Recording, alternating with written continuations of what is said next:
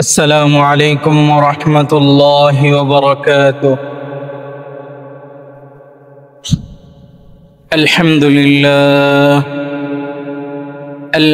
لله نحمده ونستعينه ونستغفره ونؤمن به ونتوكل عليه ونعوذ بالله من شرور أنفسنا ومن سيئات أعمالنا.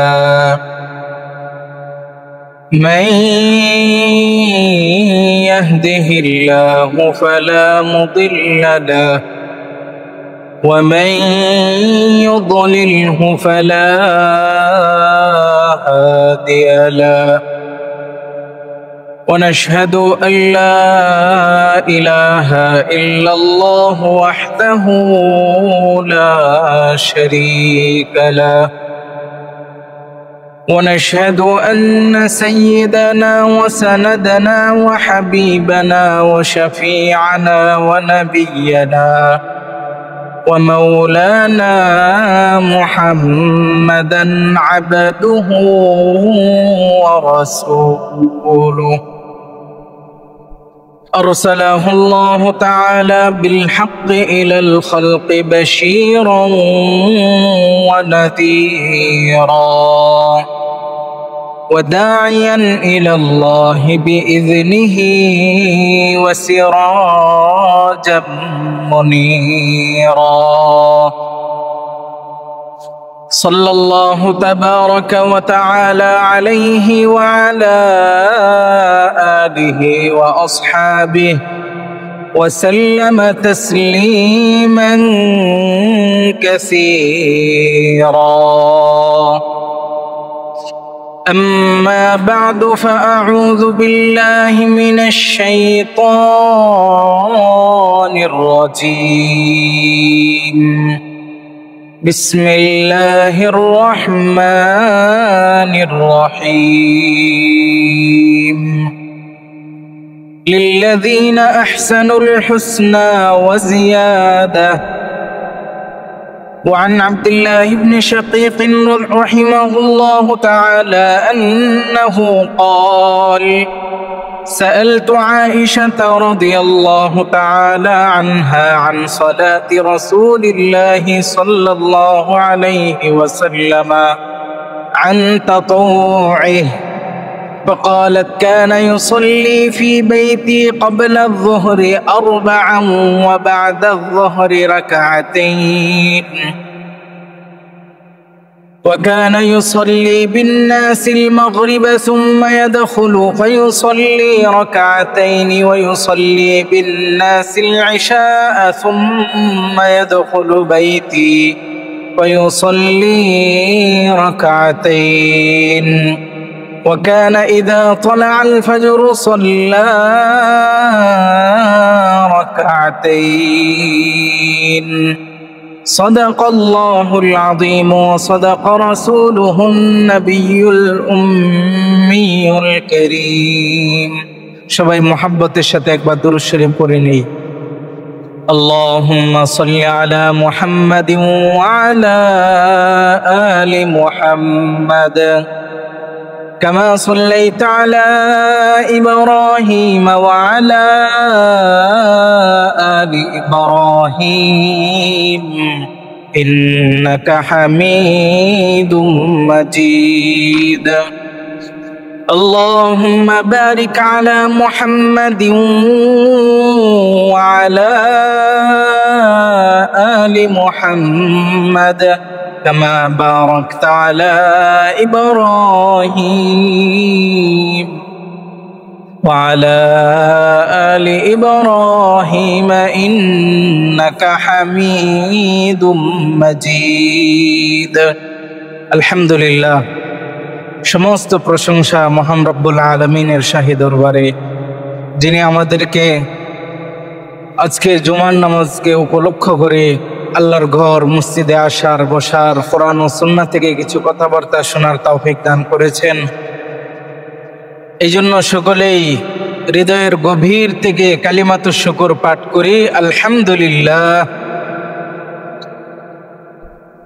উপর থেকে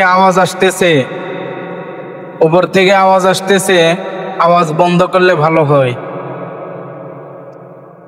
তো মুহতারাম মুসল্লিয়ানে আযম, আমরা আজকে যে বিষয়টি নিয়ে আলোচনা করব,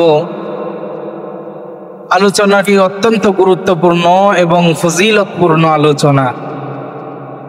এই আলোচনা আমাদের জীবনের অন্যতম পাথেয় হিসাবে সাব্যস্ত হবে যদি আমরা আমলের নিয়তে শুনি এবং আমল করি। কম ও বেশি আমরা আজকের যে আলোচনা হবে, যে বিষয়বস্তু নিয়ে, এই বিষয়ের উপর আমরা আমল করি, কিন্তু এই আমলগুলোর যে এত মূল্য, এত ফজিলত, এত মর্যাদা, এত দাম, এত শ্রেষ্ঠত্ব, এইগুলো হয়তো আমরা বিবেচনা করে করি না। এই জন্য আজকের জুমায় আমরা আলোচনা করব 5 ওয়াক্ত নামাজের আগে ও পরের সুন্নতে মুআক্কাদা নামাজের ফজিলত ও গুরুত্ব নিয়ে। বিষয়টি কি বুঝে আসছে? আমরা 5 ওয়াক্ত নামাজের আগে বা পরে কিছু সুন্নত আদায় করি কিনা? কোনো নামাজের আগে 4 রাকাত, কোনো নামাজের আগে 2 রাকাত, কোনো নামাজের পরে 2 রাকাত, এরকমভাবে আদায় করি কিনা বলেন? আদায় করি। কিন্তু এই নামাজগুলো এত গুরুত্বপূর্ণ, এত ফজিলতপূর্ণ, এটা হয়তো আমাদের অনেকের জানা নাই, যার ফলে অনেক সময় আমাদের থেকে অলসতার কারণে এই সমস্ত নামাজ ছুটে যায় কিংবা আমরা গাফিলতি করি। তো আজকের জুমায় আমরা এই বিষয়টিকে সামনে নিয়ে আলোচনা করব, 5 ওয়াক্ত নামাজের আগে ও পরের সুন্নতে মুআক্কাদা ও নফল নামাজের গুরুত্ব ও ফজিলত সম্পর্কে। আমরা 5 ওয়াক্ত নামাজের আগে ও পরে যে নামাজগুলো আদায় করি, এই নামাজগুলো মূলত 3 প্রকার। 1 নম্বর হলো সুন্নতে মুআক্কাদা। সুন্নতে মুআক্কাদা আমরা 12 রাকাত নামাজ আদায় করি। ফজরের পূর্বে 2 রাকাত, জোহরের পূর্বে 4 রাকাত। কত রাকাত হলো? 6 রাকাত। সবাই একটু আওয়াজ দিবেন। জোহরের পরে 2 রাকাত, কত রাকাত হলো? 8 রাকাত। এরপর মাগরিবের পরে 2 রাকাত, কত রাকাত হলো? 10 রাকাত। এশার নামাজের পর 2 রাকাত, কত রাকাত হলো? 12 রাকাত। এই 12 রাকাত নামাজকে বলা হয় as-সুন্নাতুল মুআক্কাদা। সুন্নতে মুআক্কাদা কাকে বলে আমি সামনে বলতেছি। তো আমরা যে আগে পরে যে নামাজগুলো পড়ি, এই 3 প্রকার নামাজের একটা হলো সুন্নতে মুআক্কাদা। দ্বিতীয় প্রকার হলো সুন্নতে গায়রে মুআক্কাদা বা জায়েদা। এগুলো জোহরের নামাজের 2 রাকাত সুন্নতে মুআক্কাদার পরে আরো 2 রাকাত সুন্নতে জায়েদা আছে। এরপর আসরের নামাজের পূর্বে 4 রাকাত সুন্নতে জায়েদা আছে। এরকম ভাবে মাগরিবের নামাজের পরে আরো কিছু নফল সুন্নতে জায়েদা আছে। এশার নামাজের সুন্নতের পরেও আরো 2 রাকাত সুন্নতে জায়েদা আছে। তো এগুলো সুন্নতে মুআক্কাদা ছাড়া। এগুলো আরেক প্রকার হলো বিতিরের নামাজ। এশার নামাজের পরে আমরা আদায় করে থাকি। এই 3 প্রকার নামাজ আমরা 5 ওয়াক্ত নামাজের আগে এবং পরে আদায় করে থাকি। তো প্রথমে আসি সুন্নতে মুআক্কাদা নিয়ে আলোচনা। সুন্নতে মুআক্কাদা কাকে বলে? বাংলাদেশের প্রখ্যাত আলেম শেখ মুহাদ্দিস ফকিহ, বরেণ্য ফকিহ, জাতীয় মসজিদ বাইতুল মুকাররমের সাবেক খতিব আল্লামা সৈয়দ আমিমুল ইহসান আল মুজাদ্দিদি আল বরকতি রাহিমাহুল্লাহু তাআলা, তার একটা ফিকহের কিতাব আছে যেখানে তিনি সুন্নতে মুআক্কাদা সহ শরীয়তের যত বিধিবিধান আছে এইগুলোর সংজ্ঞা নিয়ে আসছেন। কিতাবটির নাম হলো আত-তারিফাতুল ফিকহিয়্যা। সেই আত-তারিফাতুল ফিকহিয়্যা কিতাবের 117 নং পৃষ্ঠায় তিনি সুন্নতে মুআক্কাদা নিয়ে আলোচনা করেছেন যে সুন্নতে মুআক্কাদা কাকে বলে। তো তিনি বলেন, সেখানে লেখেন, হিয়া মা ওয়াযাবা আলাইহান নাবিয়্যু সাল্লাল্লাহু আলাইহি ওয়াসাল্লাম মা'আ তারকি আহইয়ানান আলা সাবিলিল ইবাদাহ। সুন্নতে মুআক্কাদা বলা হয় ওই ইবাদতকে যে ইবাদত নবীজি লাগাতার এবং ধারাবাহিকভাবে আদায় করেছেন খুবই গুরুত্বের সাথে, মাআত্তার কি আহয়ানান, তবে জরুরতের কারণে প্রয়োজনবশত কখনো যদি সময় পাওয়া না গেল কিংবা অন্য কোনো ঝামেলা হলো, ওই ঝামেলার কারণে আল্লাহ রাসূল 2-1 বার নামাজ পরিত্যাগ করেছেন। তো এই নামাজকে বলা হয় বা এই ইবাদতকে বলা হয় সুন্নতে মুআক্কাদা, অর্থাৎ যা আল্লাহ রাসূল সারা জীবন করে গেছেন, তবে উজরের কারণে 2-1 বার ছেড়েও দিয়েছেন। উজরের কারণে যদি 2-1 বার ছেড়ে দেওয়া হয় তাহলে গুনাহ নাই। তো এই নামাজকে বা এই ইবাদতকে বলা হয় সুন্নতে মুআক্কাদা, ওয়া ইউকালু লাহা আস-সুন্নাতুল মুআক্কাদা। যে নামাজ নবীজি ধারাবাহিকভাবে লাগাতার করেছেন, আবার উজরের কারণে কখনো ছেড়েও দিয়েছেন, এই নামাজকে বলা হয় সুন্নতে মুআক্কাদা।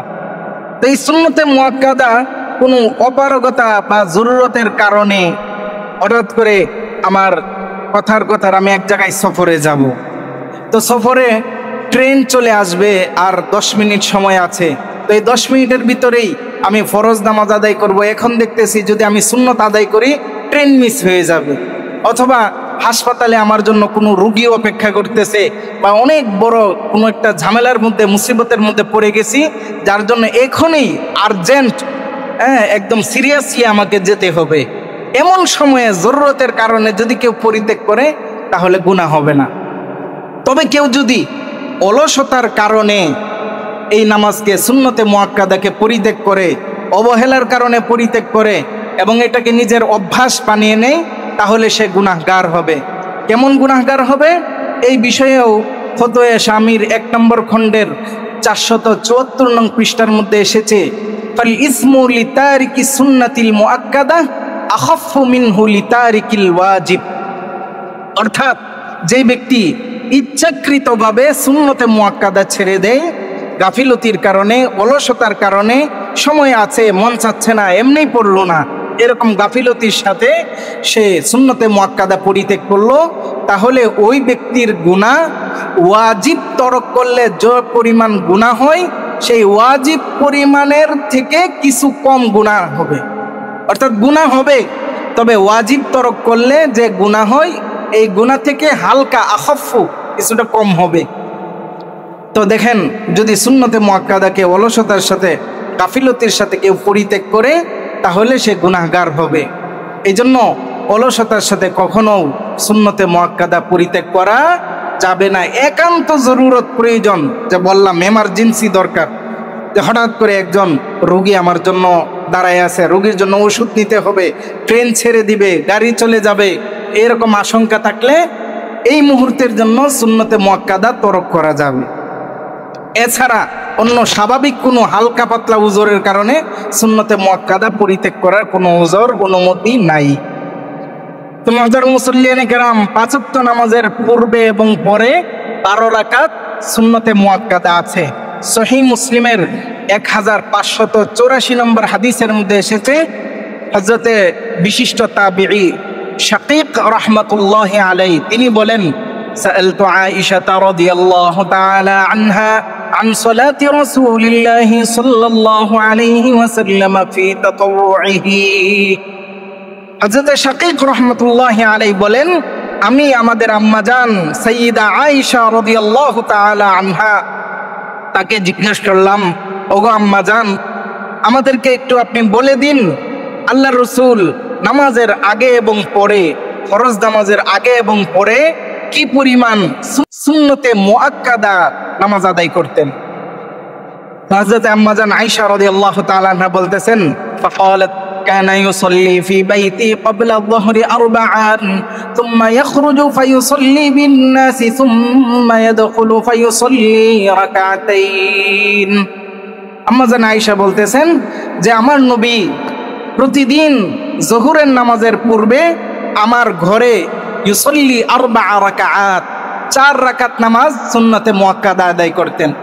সুম্মা ইউসাল্লি বিন-নাস, এরপরে তিনি আমার ঘর থেকে বের হয়ে যেতেন এবং সমস্ত মানুষদেরকে নিয়ে, উপস্থিত যারা মসজিদে নববীতে আসতো তাদেরকে নিয়ে আল্লাহ রাসূল ইউসাল্লি বিন-নাস, তাদেরকে নিয়ে যোহরের নামাজ আদায় করতেন।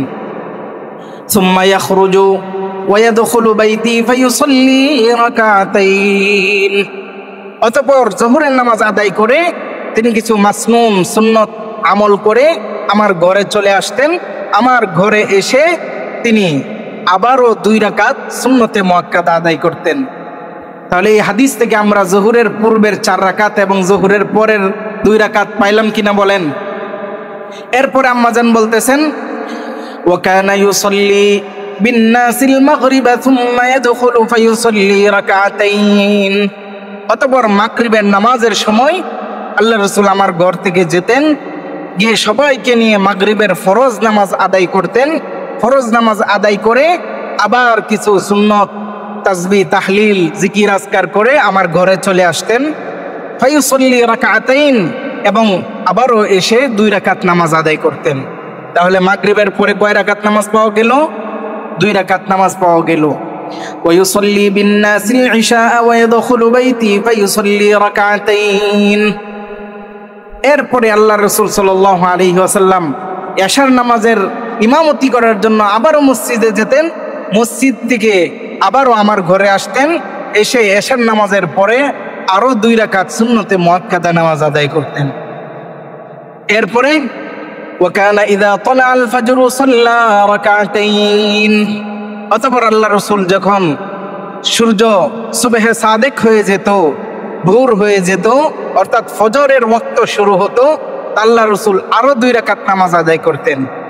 তাহলে যোহরের আগে 4, যোহরের পরে 2, মাগরিবের পরে 2, এশার পরে 2, ফজরের পূর্বে 2, মোট কত রাকাত হলো?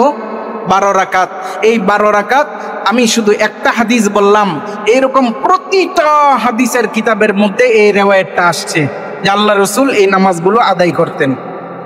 তো এবার আসেন, এই 12 রাকাত নামাজ আদায় করলে প্রত্যেকটা নামাজের আগের এবং পরের সুন্নতের ফজিলত আছে।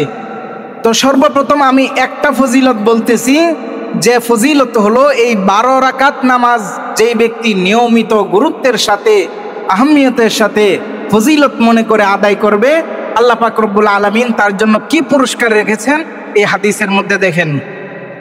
হাদিসটি এসেছে জামে তিরমিজির 415 নম্বর হাদিস, জামে তিরমিজিতে।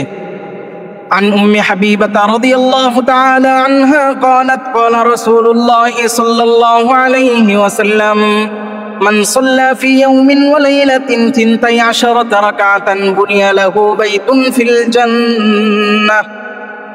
হযরত আম্মাজান উম্মে হাবিবা রাদিয়াল্লাহু তাআলা আনহা থেকে বর্ণিত, তিনি বলেন, আমার সরদার, আমার স্বামী আল্লাহ রাসূল সাল্লাল্লাহু আলাইহি ওয়াসাল্লাম ইরশাদ করেন, মান সাল্লা ফি ইয়াউমিন ওয়া লাইলাতিন 12 রাকাআহ।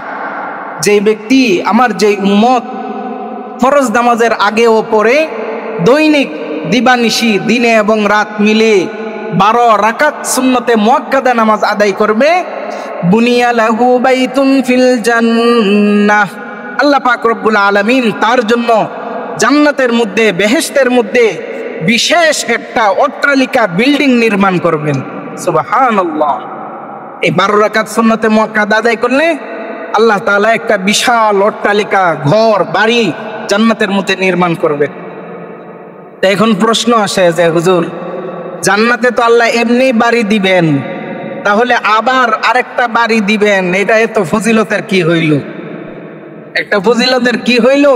এটা যার একটা বাড়ি আছে দুনিয়ার মধ্যে তাকে জিজ্ঞাসা করেন, যার একটা বাড়ি আছে সে চায় আরেকটা বাড়ি, যার 2টা বাড়ি আছে সে চায় আরেকটা বাড়ি, যার গ্রামে একটা বিল্ডিং আছে সে চায় যদি আমার থানা শহরে একটা বাসা হইতো। অনেক টাকা পয়সা জমা করে বহু মানুষ এরকম পাওয়া যায়, গ্রামের জায়গা জমি সব বিক্রি করে ওই শহরে এক টুকরা জমিন কিনে, এক টুকরা জমি কিনতে কিনতে আরো টাকা পয়সা কামাইতে কামাইতে শহরে একটা বাড়ি করে।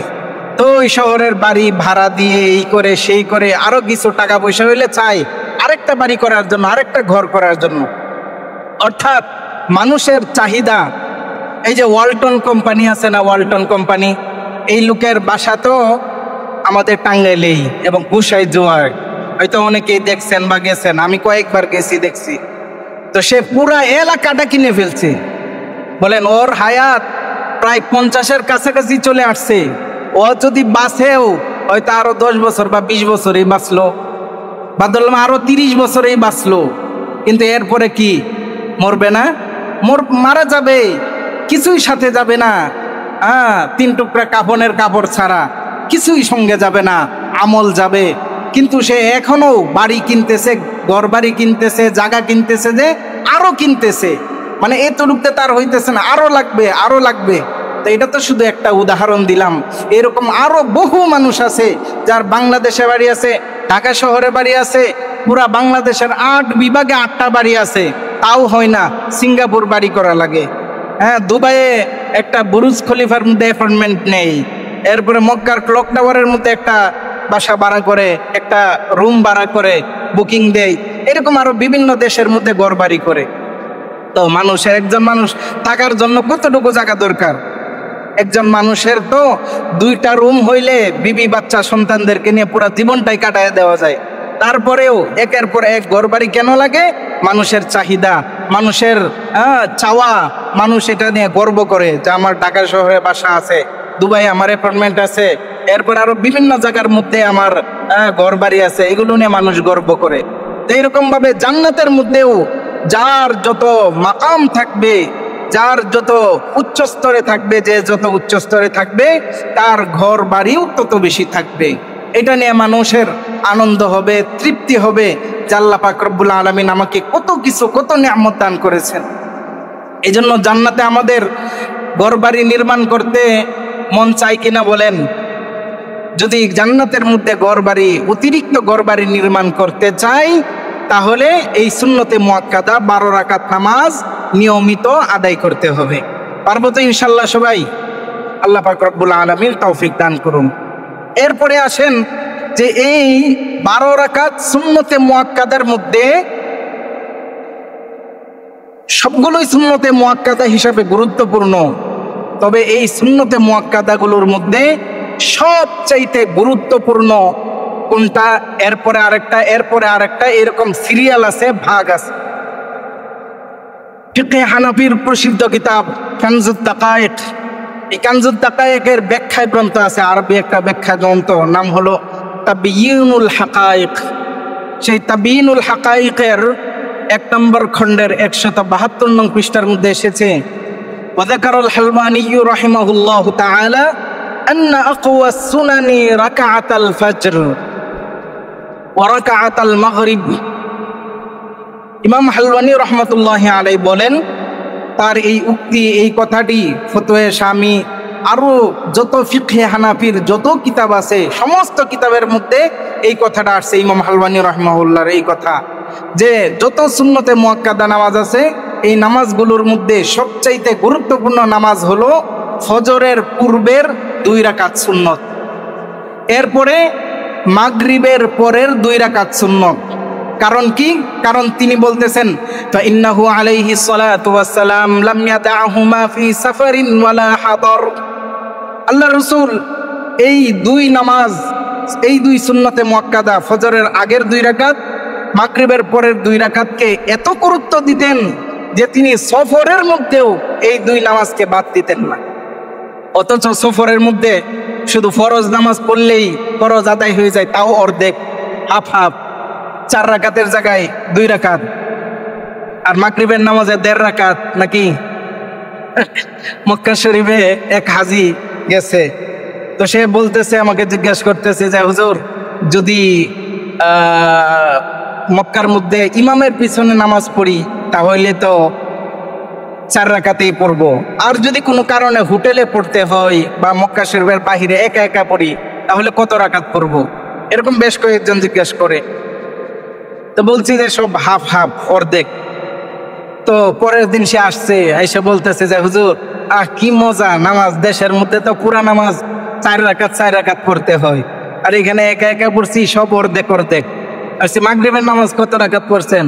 বলতেছে, কে মাগরিবের নামাজ 1.5 রাকাত করছি। 1.5 রাকাত আবার কিভাবে পড়ে? বলতেছে ওইভাবে 1 রাকাত পুরা পড়ছি, আর 1 রাকাত অর্ধেক দাঁড়ায় আসসালামু আলাইকুম, আসসালামু আলাইকুম, নামাজ শেষ। তো যাই হোক, মাগরিবের নামাজ সফরের মধ্যে 3 রাকাতে 3 রাকাতেই পড়তে হবে। এছাড়া বাকি ফরজ নামাজও যে জায়গায় অর্ধেক হয়ে যায়, এই জায়গায় সুন্নতে মুআক্কাদা যদি সুযোগ থাকে, সময় থাকে, পড়া উত্তম, কিন্তু জরুরি না সফরের মধ্যে।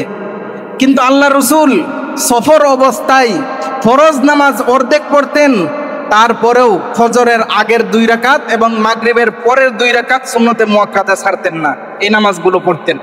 তো এই জন্য ইমাম হালওয়ানি রহমতুল্লাহি আলাইহি বলতেছেন সবচাইতে শক্তিশালী এবং গুরুত্বপূর্ণ সুন্নতে মুআক্কাদা নামাজ হলো ফজরের পূর্বের 2 রাকাত এবং মাগরিবের পরের 2 রাকাত। এরপরে 3 নম্বর স্তরে জোহরের পরের 2 রাকাত সুন্নতে মুআক্কাদা, খুবই গুরুত্বপূর্ণ। এরপরে এশার নামাজের পরের 2 রাকাত সুন্নতে মুআক্কাদা, আর সর্বশেষ লাস্টে জোহরের পূর্বের 4 রাকাত সুন্নতে মুআক্কাদা। এখন অনেক ছাত্র হয়তো মনে মনে বলতেছে, ঠিক আছে তাহলে এটার জায়গা যেহেতু 5 নম্বরে, তাহলে এটা ছেড়ে দিমু। ছাড়া যাবে? ছাড়া যাবে না। এটা তো স্তর হিসাবে একটা বিন্যস্ত, মানে ছোট ভাই, বড় ভাই, মেজু ভাই, সেজু ভাই, এইভাবে একটা স্তর ভাগ করা হইল। কিন্তু বাবার সন্তান 5 জন হইলে 5 জন সমান কিনা বলেন? 5 জনই সমান। কেউ একটু বড়, যে সবার বড়, এই জন্য তাকে সবাই মানে, পরের যেজন তাকেও সবাই গুরুত্ব দেয়। আর ছোট যে ভাই আছে সেও তো বাবার ভাই, বাবার ছেলে, আপন ভাই, তারও মর্যাদা এবং গুরুত্ব আছে, কিন্তু অন্যদের তুলনায় একটু কম আর কি।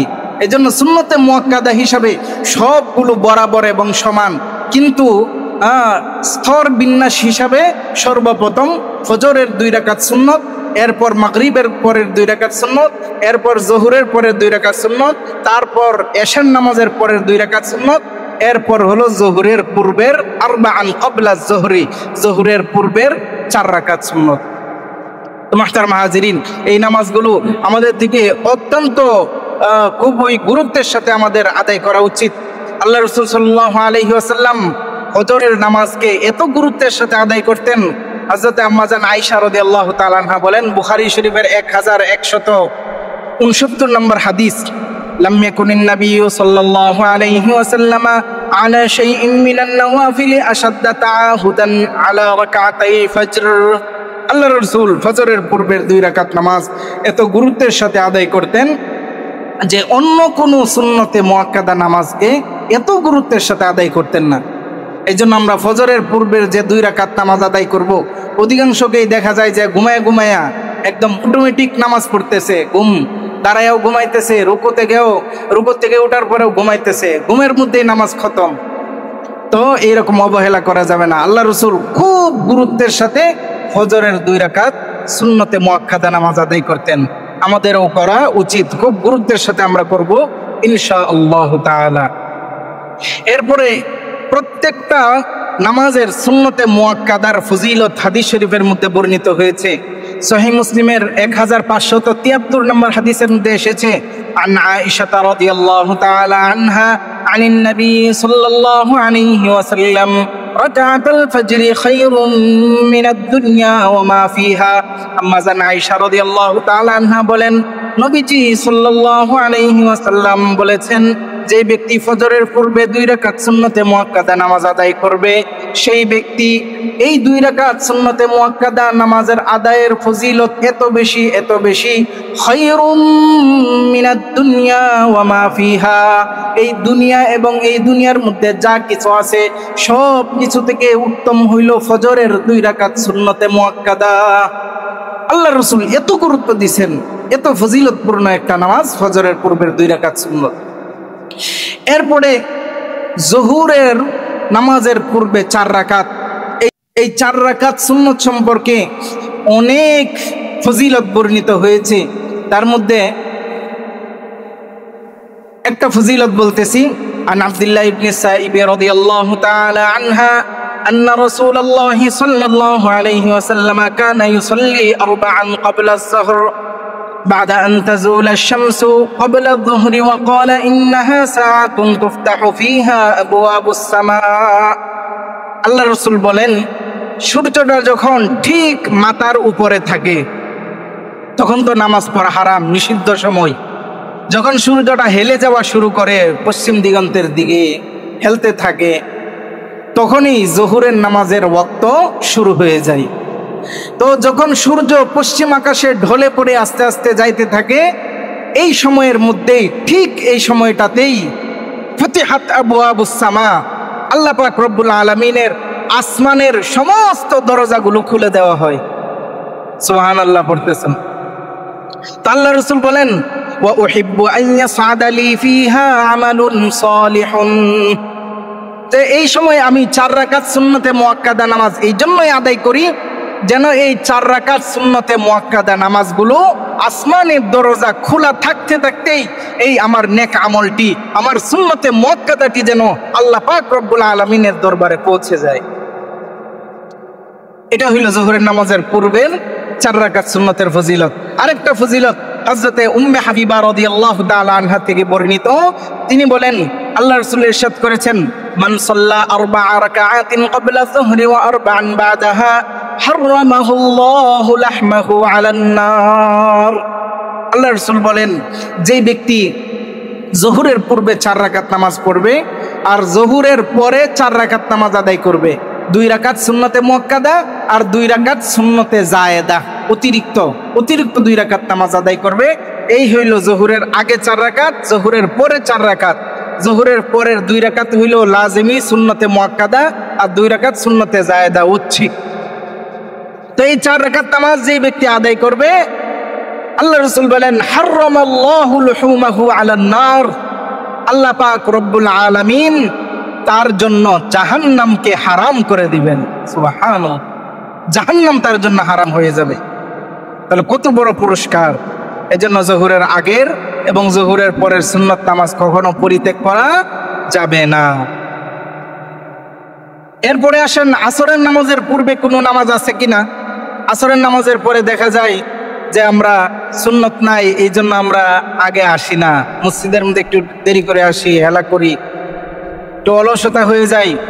তো দেখেন আল্লাহ রাসূল বলেন, রাহিমাল্লাহু ইমরাআন সাল্লা ক্বাবলাল আসরি 4, ওই ব্যক্তি, যেই ব্যক্তি আসরের নামাজের পূর্বে 4 রাকাত নামাজ আদায় করে, আল্লাহ রাসূল বলেন সেই ব্যক্তির উপর আল্লাহ পাক রব্বুল আলামিন বিশেষ রহমত নাজিল করেন। তাহলে যেই ব্যক্তি আসরের নামাজের পূর্বে 4 রাকাত নামাজ আদায় করলো সুন্নতে জায়েদা, আল্লাহ পাক রব্বুল আলামিন তার উপর বিশেষ রহমত নাজিল করেন। তা আমাদের এই রহমত দরকার আছে কিনা বলেন? কার কার দরকার আছে একটু হাত তুলে দেখায়। মাশাআল্লাহ, সবাইরই দরকার। তাহলে আল্লাহ পাক রব্বুল আলামিন আমাদের সবাইকে যেন কবুল করেন, সবাই বলে আমিন, হাত নামাই। প্রিয় উপস্থিতি, যদি 4 রাকাত পড়ার সুযোগ না হয়, অন্তত 2 রাকাত হলেও পড়ার চেষ্টা করব। কারণ আরেক হাদিসের মধ্যে আসছে, সুনানে আবু দাউদের 1272 নম্বর হাদিস, আন আলী রাদিয়াল্লাহু তাআলা আনহু قال كان النبي صلى الله عليه وسلم يصلي ركعتين قبل العصر। আল্লাহর রাসূল আসরের পূর্বে 4 রাকাত নামাজ আদায় করতেন, তবে কখনো কখনো আল্লাহর রাসূল 2 রাকাত নামাজও আদায় করতেন। তো এই হাদিস থেকে আমাদের বুঝে আসলো, বা ফিকহের কিতাবের মধ্যেও আছে, যে আসরের পূর্বে 4 রাকাত সুন্নত নামাজ আদায় করা হাসানুন, খুবই উত্তম, খুবই উত্তম। তবে যদি কারো সময় কম থাকে, দেখতেছি মাত্র 3 মিনিট আছে, তো 3 মিনিটে 4 রাকাত নামাজ পড়ার তেমন সম্ভব না, বা খুব তাড়াহুড়া করে পড়তে হবে, নামাজ শুরু হয়ে যাবে। এই জন্য 3 মিনিট সময় আছে, 2 রাকাত নামাজ আদায় করে নি। আল্লাহ রাসূল 2 রাকাত নামাজ আদায় করে নিতেন। এই জন্য আমাদের জন্য উত্তম হলো 4 রাকাত নামাজ আদায় করা, তবে 2 রাকাত পড়লেও আদায় হয়ে যাবে। এই জন্য আমরা খুব চেষ্টা করব 4 রাকাত আদায় করার। যদি কোনোদিন সুযোগ না হয়, তাহলে অন্তত যেন আমরা 2 রাকাত হলেও আদায় করি। মুহতারাম মুসল্লিয়ানে কেরাম, আরেকটি নামাজ হলো মাগরিবের পরের 2 রাকাত সুন্নতে মুআক্কাদা নামাজ। এই 2 রাকাত নামাজ সম্পর্কে আল্লাহ রাসূল সাল্লাল্লাহু আলাইহি ওয়াসাল্লাম ইরশাদ করেন, মান সাল্লা বাদাল মাগরিবি ক্বাবলা আন ইয়াতাকাল্লামা রাকাতাইন ওয়া ফি রিওয়ায়াতিন 4 রাকাতিন রুফিআত সালাতুহু ফি ইল্লিয়িন। ইমানদারদের আমলনামা যে জায়গায় জমা হয় আল্লাহ তাআলার কাছে, এই আমলনামাগুলো জমা হওয়ার রেজিস্ট্রি খাতা আছে। আমাদের মাদ্রাসা বা বিভিন্ন প্রতিষ্ঠানের রেজিস্ট্রি খাতা থাকে, বোর্ডিং ফান্ডের রেজিস্ট্রি খাতা, এরপরে সাধারণ ফান্ডের খাতা, ছাত্রদের তালিকার রেজিস্ট্রি খাতা, ভর্তির তালিকা, এরকম বিভিন্ন খাতা থাকে। তো আল্লাহ পাক রব্বুল আলামিনেরও এরকম বেশ কয়েকটা সিজিল আছে, খাতা আছে, রেজিস্ট্রারি বুক আছে, কুদরতি রেজিস্ট্রারি খাতা। তো এর মধ্যে সবচাইতে দামি এবং আল্লাহর কাছে সবচাইতে নিকটবর্তী যে রেজিস্ট্রারি খাতা সেটাকে বলা হয় ইল্লিয়িন। আল্লাহ রসুল বলেন, যেই ব্যক্তি মাগরিবের নামাজ আদায়ের পরে ক্বাবলা আন ইয়াতাকাল্লামা, কারোর সাথে কথা বলার আগেই সাল্লা রাকাতাইন, 2 রাকাত নামাজ আদায় করবে, কুতিবাত সালাতুহু ফি ইল্লিয়িন। সে যদি পাপিষ্ঠও হয়, গুনাহগারও হয়, তাহলে গুনাহগারদের আমল নামা জমা হওয়ার জন্য একটা তালিকা আছে, খাতা আছে, কিন্তু সে গুনাহগার হওয়া সত্ত্বেও তার আমল নামা জমা হবে ইল্লিয়িনের মধ্যে। সুবহানাল্লাহ। এই জন্য প্রিয় উপস্থিতি, মাগরিবের পরের 2 রাকাত নামাজটা আমরা অত্যন্ত গুরুত্বের সাথে আদায় করব। আরেক বর্ণনায় এসেছে, যদি বর্ণনাটা একটু দুর্বল, জয়ীফ বর্ণনা, সুনানে ইবনে মাজার বর্ণনা, ওই হাদিসের মধ্যে এসেছে আল্লাহ রাসূল সাল্লাল্লাহু আলাইহি ওয়াসাল্লাম মাগরিবের নামাজের পরে 2 রাকাত নামাজ খুব দ্রুত বলতে বলতেন।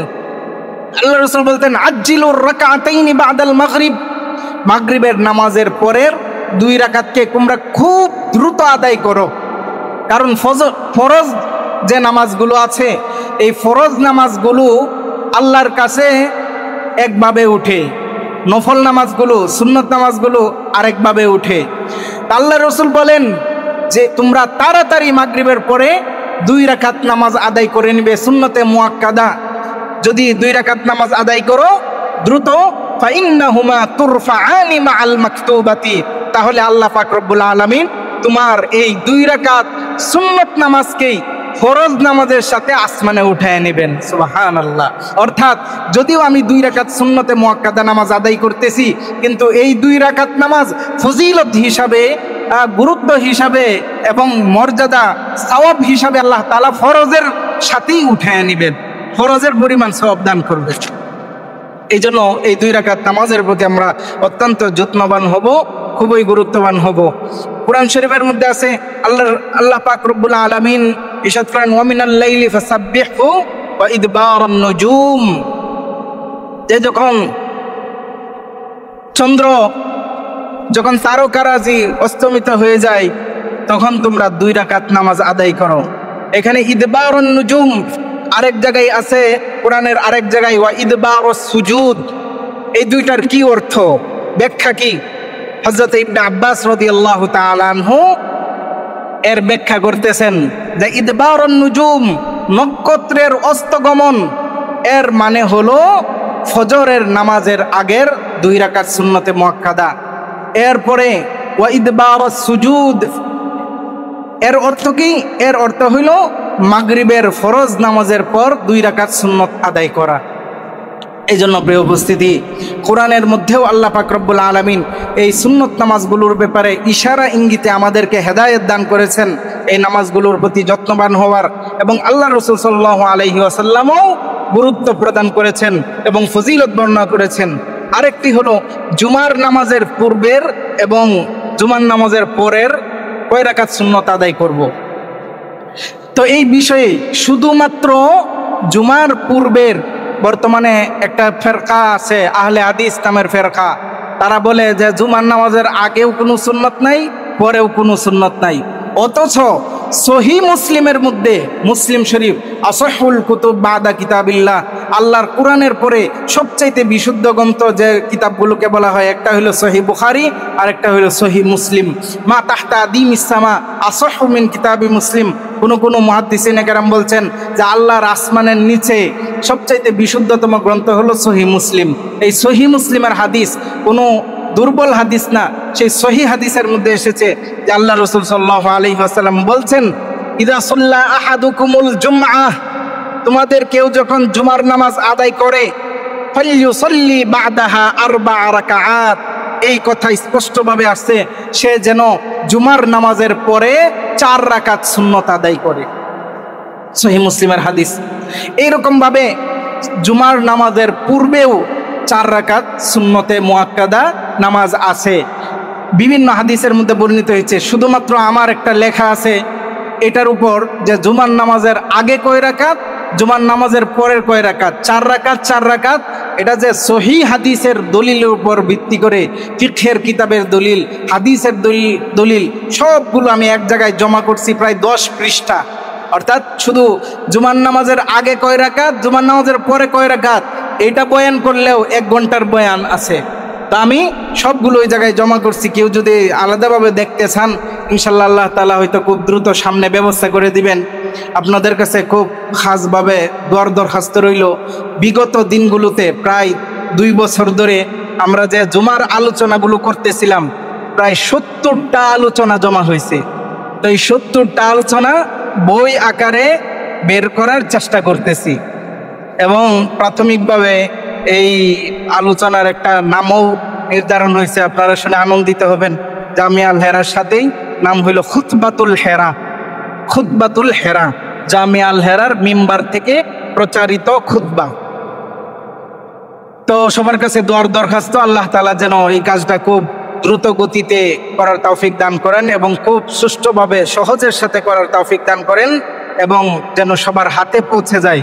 কারণ এই যে জুমার নামাজে আজকে আমি যে আলোচনা করলাম, প্রায় 50 মিনিট আলোচনা করলাম, কিন্তু আমার সামনে আমি যে লিস্ট মোতালা করে নিয়ে আসছি বা আমার সামনে উপস্থিত আছে, এইখান থেকে মাত্র 6 পৃষ্ঠা আলোচনা করলাম, আরও 6 পৃষ্ঠা বাকি রয়েছে। তো এই পুরো আলোচনা তো জুমার মধ্যে করার সুযোগ হয় না। তো বইয়ের মধ্যে সমস্ত আলোচনাগুলো, যেগুলো জুমার আলোচনাতে হয় না, বইয়ের মধ্যেও আছে। তো আপনারা ইনশাল্লাহ উপকৃত হতে পারবেন অতি সত্বর, খুব দ্রুত সময়ের মধ্যে। সবার কাছে বিশেষভাবে দোয়ার দরখাস্ত, একটা বই, বড় বই বের করা এত সহজ না। আল্লাহ তাআলা যেন সমস্ত কিছুর ব্যবস্থা করেন এবং সহজ করে দেন। তো যে কথাগুলো বলা হলো, প্রত্যেক ফরজ নামাজের আগে পরের সুন্নতে মুআক্কাদা নামাজ, সুন্নতে জায়েদা নামাজ, জুমার নামাজের আগে ও পরের সুন্নতে মুআক্কাদা নামাজ অত্যন্ত গুরুত্বপূর্ণ। জুমার নামাজের পরে অনেককেই দেখা যায় যে সুন্নত আদায় না করে চলে যায়। আজকে থেকে কেউ এই কাজ করবেন না। আল্লাহ রসুলের সরাসরি নির্দেশ, ফালিয়ুসল্লি, হাজির না, আমরের সিগা, আমরে গায়েবের সিগা।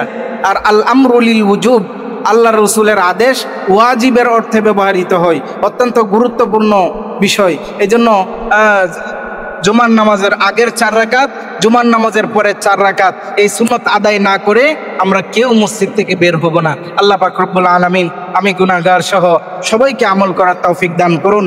আমিন। ওয়া আখিরু দাওয়ানা আনিল হামদুলিল্লাহি রাব্বিল আলামিন।